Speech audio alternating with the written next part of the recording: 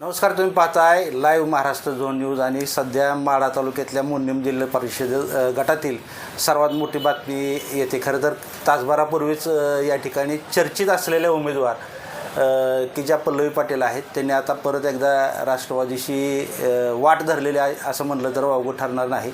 पण या वाट धरण्यामागे काय कारणं आहेत, असं कोणतं कारण घडलं की अचानक काल सकाळी 10 वाजता शिवसेनेची मशाल हाती घेतली होती आणि त्यानंतर परत राष्ट्रवादीकडे त्या वळलेल्या आहेत. नेमकी कारणं काय आहेत यामागचं आणि हा पक्षप्रवेश कोणत्या कारणामुळे झाला हे देखील आपण आता जाणून घेणार आहोत. मॅडम, स्वागत आहे आपलं लाईव्ह महाराष्ट्र झोन न्यूजमध्ये. काय सांगाल, नेमकं कसं कारण काय, एवढं तातडीनं एकदम असा पक्षप्रवेश करण्यामागं कारण काय?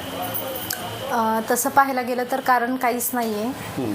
फक्त उद्देश हा आहे की समविचारी पक्ष एकत्र राहणं गरजेचं आहे आणि जर समविचारी पक्षामध्येच जर फूट पडली तर वितुष्ट घडू शकतं आणि हे वितुष्ट टाळण्यासाठी मी हा निर्णय घेतलेला आहे. आणि माझा जो सुरुवातीपासूनचा निर्णय होता की मला समाजकारणाला राजकारणाची जोड हवी आहे आणि ती जोड एक संधी मला आज शरदचंद्रजी पवारांकडून मिळालेली आहे.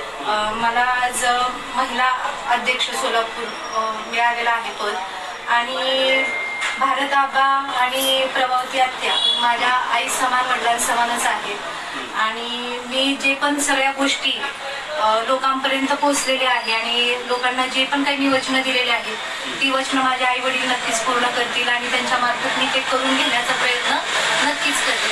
आणि ह्या ज्या गोष्टी आहेत की राजकारणामध्ये वितुष्ट येऊ शकतं, ते वितुष्ट किंवा संकट टाळण्यासाठी हा गेली महिन्याभरापासून मी या मतदारसंघात दौरे काढले, प्रचार पण केला आणि मोठ्या ताकदी उतरलेला होता आणि तुम्हाला अपेक्षा होती की राष्ट्रवादीच्या ह्याच्याकडून उमेदवारी मिळावी, मात्र तसं काय घडलं नाही. पण आता हा अचानक हा ट्विस्ट येतोय, कसं वाटतंय मनाला? आता मनाचाच विचार केला तर वाईट वाटणार आहे आणि भरपूर वाईट वाटतंय. हा निर्णय मी फक्त आणि फक्त समविचारी पक्ष एकत्र राहावे, कुटुंब एकत्र राहावं या गोष्टीसाठी घेतलेला आहे. आणि ठीक आहे, मी निवडून आले काय आणि माझ्या आई समान आत्या निवडून काहीच दुमत नाहीये.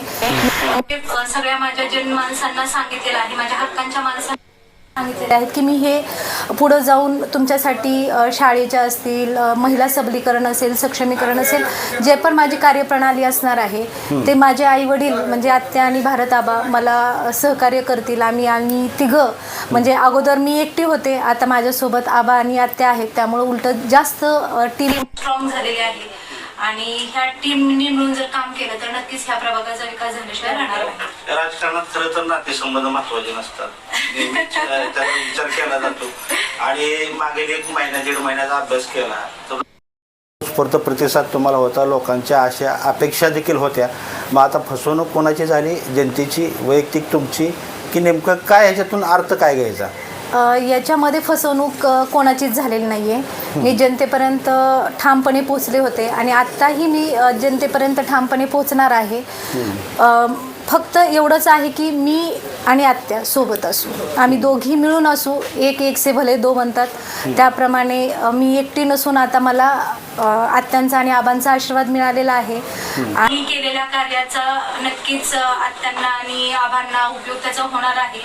त्याच्यामुळं उलट आमची फळी जास्त मजबूत झालेली आहे आणि ती मजबूत फळी तुटणं आता शक्य नाही. त्याचा उमेदवारीचा पत्रिका सुटला नव्हता.